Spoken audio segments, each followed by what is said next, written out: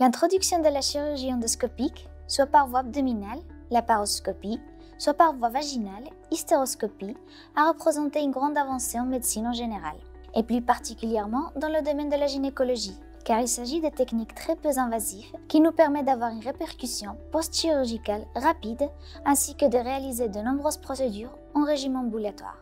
La chirurgie laparoscopique nous permet de réaliser des procédures chirurgicales abdominales sans ouverture de la paroi abdominale, à la différence de ce qui est pratiqué dans la laparoscopie classique, lors de laquelle est réalisée une ouverture de la paroi abdominale par couche.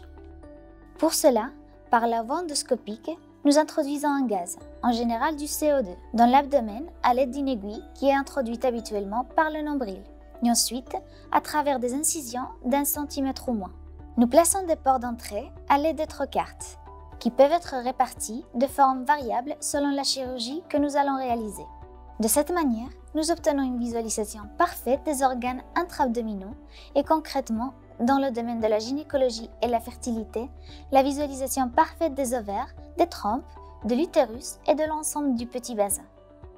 À travers ces ports d'entrée, nous pouvons également introduire un appareil chirurgical pour réaliser des interventions telles que des extirpations des kystes bénignes de l'ovaire, comme des endométriomes, tératomes, évaluer la perméabilité des trompes et la présence de myomes utérins ou la coexistence de malformations dans l'appareil génital qui entraînent des problèmes de fertilité.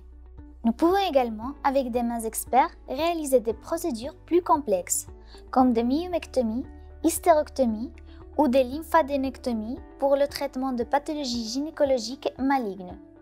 Cette technique permet que beaucoup de ces procédures puissent être réalisées avec un séjour hospitalier minimum, voire même un régime ambulatoire, et comporte une répercussion post-chirurgicale rapide avec un meilleur résultat esthétique.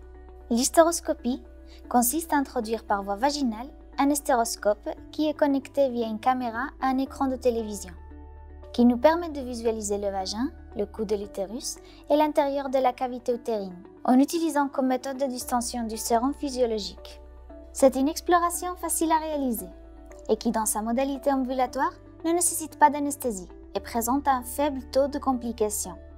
Elle est fondamentale pour le diagnostic des principales pathologies intracavitaires qui sont identifiées dans la stérilité. L'hystéroscopie est nécessaire dans le contexte de l'étude préalable de la fécondation in vitro, afin de confirmer l'intégrale de la cavité ainsi que l'étude des échecs d'implantation et des fausses couches à répétition.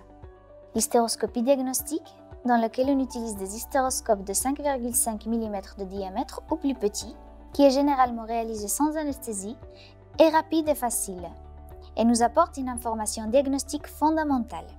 Et l'hystéroscopie chirurgicale, dans laquelle nous utilisons des hystéroscopes de 10 mm de diamètre et qui requiert un processus anesthésique préalable.